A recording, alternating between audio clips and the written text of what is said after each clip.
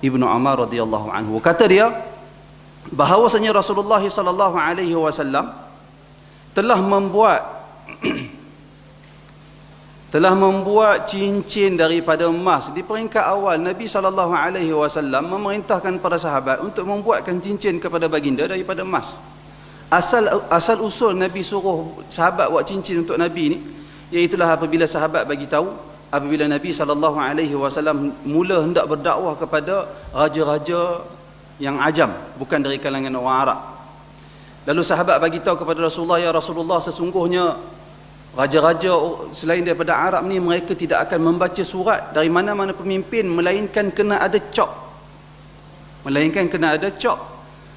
Lalu bila Nabi dengar perkara sedemikian, lalu Nabi sallallahu alaihi wasallam memerintahkan para sahabat untuk membuatkan kepada baginda sebentuk cincin, dan cincin itu dijadikan sebagai cop. Itu tujuan cincin itu dijadikan sebagai cop.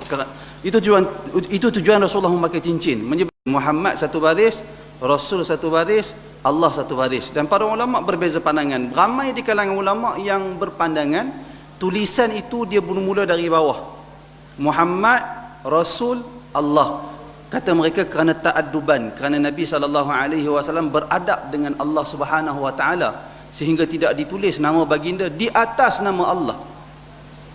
Dan demikianlah sepatutnya, kerana agama Islam mengajar kita beradab, apatah lagi beradab dengan Allah Subhanahu Wa Taala. Sebab tu kalau kita nak nisbahkan satu perkara kepada Allah, kita kena hati-hati. Sebab tu antara jenayah yang paling besar taqawul ala Allah, dakwa Allah Ta'ala kata sesuatu sedangkan Allah Ta'ala tak kata. Bahaya,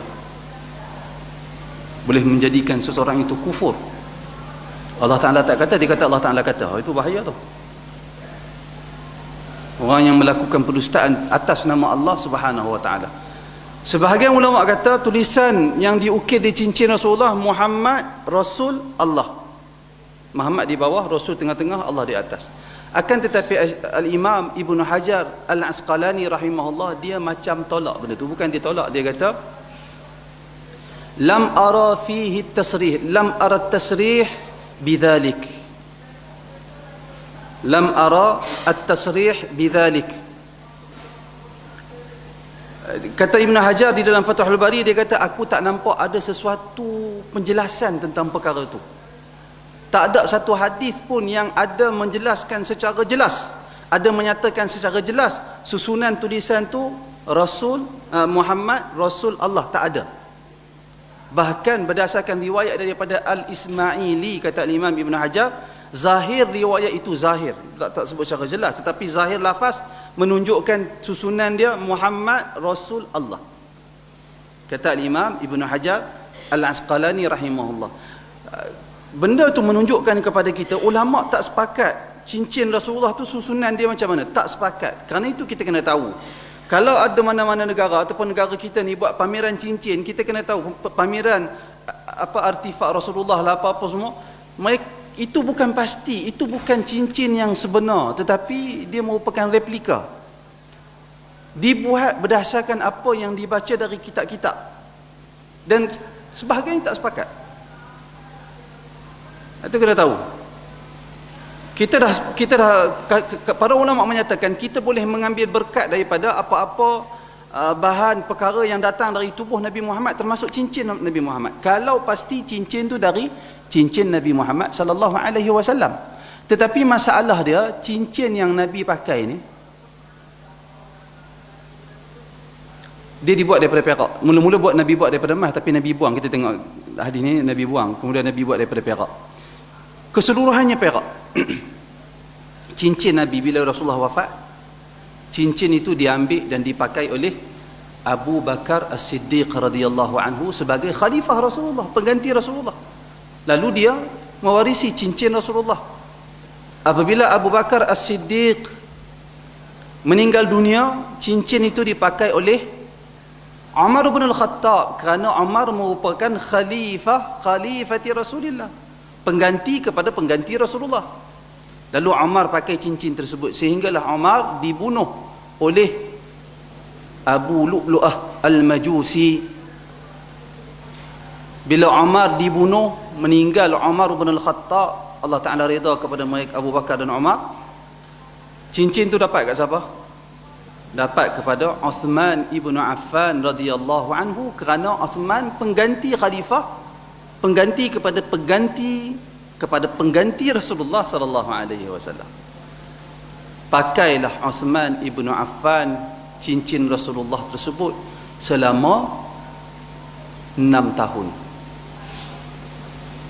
Pada tahun yang ke-6 pemerintahan Uthman ibn Affan, Uthman dia pergi dekat satu telaga yang berada di Madinah. Secara lebih tepat lagi, telaga yang berada berhampiran dengan Masjid Quba.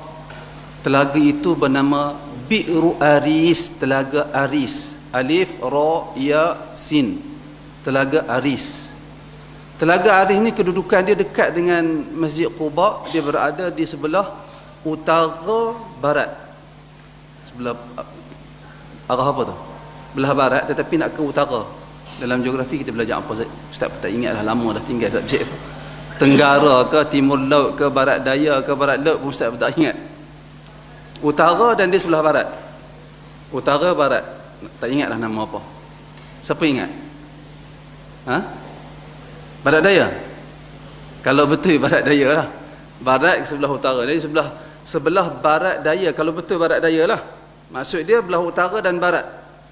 Di sebelah barat daya Masjid Quba. Jarak dia dari Masjid Quba sekitar 36 meter. Dekat ke jauh? Dekat sangatlah kan. 36 meter, ingat luar sikit daripada dewan ni kot. 36 ataupun dekat dinding. Tapi sekarang ni tak ada tanda dah. Kita tak tahulah tanda tu macam mana, tak ada. Dulu dahulu mereka buat macam kubah, tapi telah dimusnahkan. Kubah tu, tanda tu tak ada lagi dah. Dekat dengan Masjid Quba. Pada tahun ke-6 Osman pergi dekat Telaga Aris ni. Kenapa Osman pergi? Kerana dia ada sejarah, ada peristiwa yang menyebabkan Osman teringat. Nabi pernah duduk di pinggir telaga tersebut. Datang Abu Bakar. Nabi kata kepada sahabat, beritahu kepada Abu Bakar khabar gembira kepada dia dari kalangan ahli syurga. Kemudian Abu Bakar pun masuk, datang jumpa Nabi dan duduk di pinggir telaga bersama dengan Nabi. Kemudian datang Umar, Nabi bagi tahu kepada sahabat yang ada pada ketika itu, bagi tahu kepada Umar dia dari kalangan ahli syurga. Kemudian Umar pun masuk, duduk berhampiran dengan Nabi dekat Telaga Aris tu. Kemudian datang Uthman ibn Affan. Nabi kata berikan khabar gembira kepada Uthman, dia dari kalangan ahli syurga, ma'abalwa, bersama dengan bala ujian yang dia akan hadapi. Dan Uthman memang akhirnya zaman dia mula berlaku fitnah. Dengan zaman dia berlaku fitnah yang begitu dahsyat. Jadi pada tahun ke-6 Hijriah, Uthman ni dia pergi dekat Telaga Aris, dia duduk kat telaga tu. Uthman ni orang dia kurus. Dan dia duduk pegang cincin tu, teringat kat Rasulullah. Tanpa dia perasan cincin tu terjatuh ke dalam Telaga Aris. Cincin tu terjatuh ke dalam Telaga Aris. Bila terjatuh, Uthman memerintahkan sahabat untuk cari cincin tu. Sampai kesudah mereka tak jumpa semula cincin tersebut. Tak jumpa cincin. Maka selepas tu berlakulah apa? Penentangan terhadap Uthman. Bukan sebab cincin tu lah, tapi selepas tahun ke-6 tu mula bangkit golongan-golongan Khawarij yang mula membantah pemerintahan Uthman ibn Affan radhiyallahu anhu. Tapi yang pentingnya, cincin Rasulullah ada ke lagi atau tak ada lah? Tak ada. Kat mana hilang? Di Telaga Aris, cari tak jumpa. Jadi cincin yang ada pada hari ini cincin Rasulullah ke bukan? Bukan cincin Rasulullah. Mereka buat tu, mereka ukir semula berdasarkan apa yang mereka baca di dalam hadis-hadis yang menceritakan sifat cincin Rasulullah. Dan mereka juga berpada dengan sebahagian pandangan ulama, tetapi ukiran tu tak sama. Bahkan Ustaz tak pernah tengok pergi pameran tu, tapi tengok gambar yang mereka nyatakan cincin Rasulullah tu mereka tulis Muhammad, tulisan yang betul. Sedangkan kalau kita tengok Ibnu Hajar, demikian juga Ibnu Katsir, dia kata tulisan tu al-manqushah maqlubah. Ukiran tulisan di cincin Rasulullah dia maklub, dia terbalik. Sebab kalau kita tulis elok, kalau kita cop, pada cop tu jadi terbalik tulisan nama tu. Betul tak? Jadi ukiran pada cincin tu sebenarnya dia maklubah, dia terbalik. Sehingga bila orang baca surat yang dicop, baru tulisan dia sama, Muhammad Rasulullah. Faham maksud Ustaz? Itu maksud dia. Tapi yang mereka duduk pamer tulisan Muhammad Rasulullah, tulisan tak terbalik, tulisan sama. Ustaz tak tahulah, yang Ustaz tengok dalam gambar tu nampak macam tulisan sama. Menunjukkan cincin tu bukan setakat, memang confirm cincin tu bukan cincin sebenar Rasulullah. Oleh yang demikian, tak payah ambil berkat daripada cincin yang bukan dari cincin Rasulullah. Ambil berkat apa? Dia benda cincin bukan cincin Rasulullah, cuma dia replika sahaja, yang dibuat berdasarkan yang ditulis dalam kitab-kitab hadis dan kitab-kitab sejarah. Itu kena penting. Jadi kita jangan bertindak seperti mana orang-orang jahil, nampak cincin tu macam nampak apa lagi. Kita jangan bertindak seperti mana orang jahil. Bahkan bukan setakat cincin itu bukan cincin asli. Semua yang didakwa daripada Nabi itu tak ada satu pun yang asli. Baju, serban, semua tu para ulama dah sebut. Kalau kita tanya orang-orang yang mendakwa baju, serban apa semua tu dari Rasulullah, datang, kalau kita tanya siapa yang kata ni dari Rasulullah, mereka tak akan tahu. Rambut, yang kata rambut dari Rasulullah, siapa berani jamin rambut tu betul-betul dari Rasulullah? Sedangkan baju Rasulullah, sebahagian sahabat Nabi pernah pakai baju orang, ada seorang perempuan dia kait baju, dia kait kain untuk Rasulullah pakai. Rasulullah pakai, ada seorang sahabat tengok, dia kata, ya Rasulullah, cantiknya kain yang kau pakai tu, bagi kat aku boleh? Sahabat tu kata. Menyebabkan sahabat lain semua marah kat dia.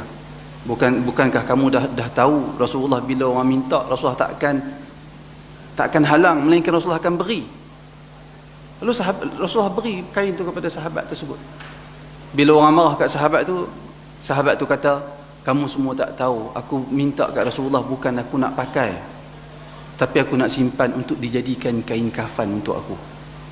Lalu ketika dia meninggal, dia dijadikan kafan. Hilang dah satu kain Rasulullah. Ketika meninggal Zainab binti Rasulullah, puteri Rasulullah yang bernama Zainab, sebagian ulama kata Zainab ni merupakan anak Nabi yang paling sulung. Ulama berbeza pandangan di antara Zainab dengan Qasim, mana satu yang paling sulung. Sebagian kata Zainab yang paling sulung. Zainab ketika meninggal dunia, ketika jenazah dia dimandikan oleh sekumpulan wanita yang diketuai oleh Ummu Atiyah, untuk kafankan jenazah Zainab, Nabi bagi haqwa, iaitulah kain Nabi. Dibuat kain kafan kepada anak bagi dia Zainab. Hilang lagi kain Rasulullah. Habis semua kain Rasulullah, baju Rasulullah, kain serban ni habis semua, sahabat ambil dah. Habis masuk dalam kubur, habis dah. Tak ada dah yang wujud sampai hari ini. Rambut Rasulullah, ada riwayat menunjukkan sahabat berubat dengan rambut Rasulullah. Mereka sakit, mereka letak rambut Rasulullah di dalam air, kemudian mereka minum mengharapkan keberkatan. Betul, kita tak nafikan ada.